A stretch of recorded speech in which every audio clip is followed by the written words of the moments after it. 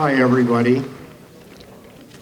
You know, it's been said that the real shakers and movers in life all seem to have three distinct qualities: energy, enthusiasm, and curiosity.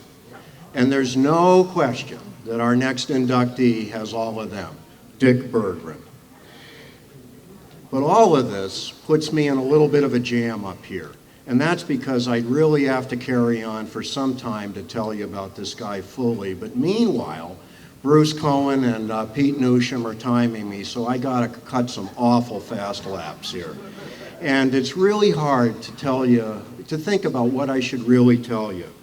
If I had time, I'd certainly like to tell you how he grew up in Manchester, Connecticut, in modest circumstance, working in the tobacco fields down there to make ends meet, and how absolutely the best day of his life was his birthday, when he got a spaghetti dinner and 2 seats on the dusty grandstands at Stafford. And I wish I could tell you about Manchester High School with his college counselor, his high school counselor, who told him he'd never amount to anything. And somehow, by 1970, he had a master's and a PhD from Tufts University. I sure wish I could tell you about the day he won his first race. Oh my God. Open competition at Lakeville Speedway. Well, I want you to know, coming back from that one, Bergie was pretty happy, and he had his belly pretty full of beer. And we came up Route 9 to a stoplight, and he felt that he needed to get out of that truck, still dressed in his fire suit, covered with dirt, oil, and grime, and go tell those unsuspecting girls in the car in front of us that he just won the feature. Well, about that time, Bruce Cohen and I had pretty much had enough, so we just kept right on going and left him on Route 9 waving his arms. But I would have to also tell you that a few years later at Beach Ridge, in that sprint car at Doug Gore, Bergie was scary fast. And he really earned those handles, Dr. Dirt and the Rolade Rocket. And we should also, of course, talk about Stock Car Racing magazine and how this guy could have joined as a freelance writer in 1968, within a couple of years, be editor. In 1999, all of a sudden be the National Press Association's Motorsports Writer of the Year. By the way, along the way, starting Open Wheel magazine, and now the industry-leading Speedway Illustrated. Hardly a journalistic award he hasn't won. And, of course, if I did that, I'd have to tell you about the day at Arundel Speedway when the announcer didn't show up. Up to the announcer's booth, Bergie. Well, what do you think he made of that opportunity? How many times have you seen this guy on CBS, TNN, Speed, Fox TV? And it ain't always been easy. How about being Bergie that day on the start-finish line at the Daytona 500, when all of a sudden over his intercom comes his voice and it says, "Okay, ladies and gentlemen, the start of this race has been delayed for 5 minutes due to technical difficulties. Dick Berggren, keep everybody entertained." Hey. And of course, we'd have to talk about him getting curious about cameras, getting a camera and suddenly being the first photographer at Star Speedway, and starting a career of literally hundreds and thousands of photos documenting the evolution of racing. Photographic libraries of his friends, the families, and their children. And to be honest with you, I'd have to say some pretty nice images of a lot of nudes along the way, a lot prettier than Bruce Cohen and me. But to do Dick justice, we'd also have to point something else out. And that is, and this is really saying something, he's probably seen more laps of racing than anybody in this room. Any Saturday night that you guys might have gotten home early and rolled into your couch and popped open a beer, this guy was out on some little dirt track in Iowa, or it might have been California Speedway. But he was out there recording it all for all of us. So you can see how I've had a little bit of a jam. So what I decided is I was going to tell you just two things. The first thing is that every vortex of energy needs a centering point so there won't be a flame out. And Bergie got his early. It came on a day in 1958. It was the best day of his life. His buddy Jimmy Coyle set him up with a blind date at Burger Chef. It was instant chemistry. Kathy Berggren's sitting here today with us, and I'll tell you, she's one of the loveliest, most gentle women ever to grace a seat board. Come and see her a little bit later. She's really, really a cutie. The second thing, I'd like to tell you a story that is absolutely classic Dick Berggren. I don't think 3 or 4 people in the world ever knew that this happened, but I was there. At the NASCAR race at Phoenix last spring, they had a Thursday night show. It was televised. It was one of those Busch East, Busch West races, and everybody thought, God, this is going to be a snore. Because at that point, the Busch Series was just full of all these development drivers with all kinds of Winston Cup money, and nobody had ever heard of any of them. But it turned out to be a great race. And Joey Logano with Joe Gibbs's money really went after Matt Kovaluk, and it was a good thing. But the star of the race was this guy nobody had heard of from California named David Mayhew. And this guy drove brilliantly until he blew. Well, when that happened, Bergie went running over with all the cameras and microphones, and he was carrying on and said, okay, David, that was really cool. How are you going to be all set for the next race? And David Mayhew came clean. He said, the fact is, I don't have any second motor. I don't have any second car. I haven't even got enough money to get the tolls to go back over those mountains to California. As soon as the cameras went off, when nobody was looking, Bergie reaches into his wallet, pulls out all his money, gives it to David Mayhew, and goes running off to the next interview. Well, I talked to David Mayhew, and he just couldn't believe it. His jaw was on the pavement. But mine wasn't, because I know that Bergie's done thousands of things for this sport and in support of its people just like that over the years. Dick Berggren, racer, race fan, writer, photographer, TV celebrity, philanthropist, wonderful friend to all of us. Please join me in a great big round of applause for Dick Berggren as he comes up to this podium and walks into the Near Hall of Fame forever.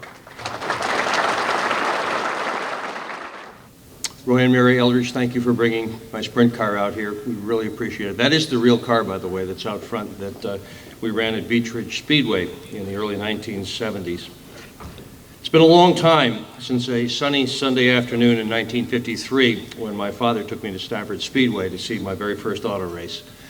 Art Russo, who is in this Hall of Fame, finished second that day to Whitey Brainerd, who drove a cut-down with a straight-eight Buick engine that was bigger than all of the rest of the car put together, and my imagination ran off. The cars seemed to my childhood eyes to be more colorful than any artist could possibly paint them. The drivers, larger-than-life heroes, the noise, mind-rattling, and I knew that day I wanted to be a racer. When I was still in graduate school, I started racing. It began with a car numbered 9L for the 9 lives of Harry the Cat, who had owned it, and who sold it to me along with 1 spare tire, talk about a deal, for $225. I ended that first season wadded up in the wooden fence at Stafford Speedway, the last car on the last lap to ever run before the track's dirt was replaced with pavement. Wally Pettengill helped me when I was a student. He worked on the cars, patched up my welding, and explained some of the basics of driving. There have been so many others along the way who have given of their time to help me. Lou and I shared a garage in Framingham in the 1970s. And during those days, we would meet in Boston and carpool out to our little rented garage. I was a college professor at the time, and Lou was working for Harvard University as a fundraiser. Turned the lights out in the garage. It was off to a place called the Happy Swallow, and Frosties, many of them. I learned a lot about drinking beer from Lou Boyd. I also learned a lot about racing on the cheap, but more importantly, I've learned an awful lot about life itself. Doug Gore was there the day I won my first and last stock car race, Lakeville, with the big block modified. And Doug was with me all the way with the sprint car that's sitting outside. Those are the best days and nights of my life.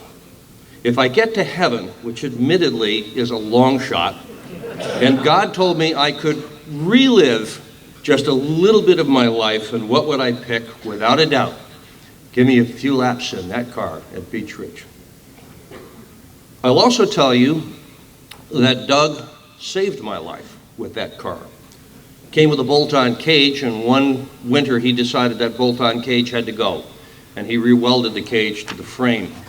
If you look at the pictures that are with that car, you'll see we took a huge hit one day at Beech Ridge, and without the cage having been welded instead of bolted, I have absolutely no doubt I wouldn't be here. As for the glamour of racing on local short tracks, there were many nights when I towed to the racetrack with only my dog as a helper. And there were so many nights when I would pull into Beech Ridge and Mike Sargent and his late wife Sandy would be waiting for me. That was my crew. Russ Conway, you're over there somewhere, gave me my very first announcing job, Arundel Speedway on Friday night. Well, I was also the track photographer and I was the track's PR man. So I had 3 jobs in one night. And I would finish announcing one of the heats, and I'd run like mad down the grandstand, out there, grab the camera, take a picture, run back up again, grab hold of the microphone. And ladies and gentlemen, on the outside of the 4th row for the next heat, it's whatever it might be. Mike Joy has done more for my television career than anybody else. He encouraged me, he opened doors, and he gave me a role model to look up to.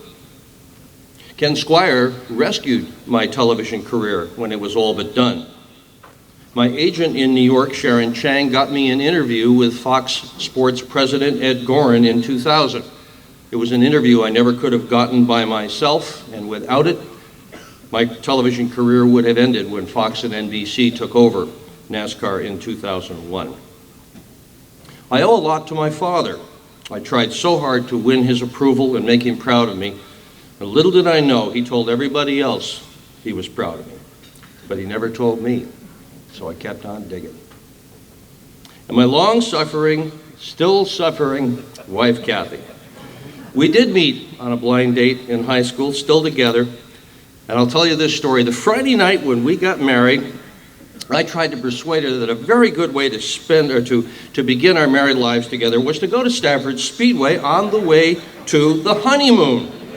Push the issue right up to the exit for the Speedway, and when she went silent, I knew that we were not spending our wedding night at the racetrack. Although we've been married for 43 years, in reality I've been gone about half of it, so I guess we've really only been married for about 20 years. And for all the travel and all the nights away from home, she's never once complained. Nor did she complain when I spent her paychecks on engines and tires, and I did that for years, the whole paycheck.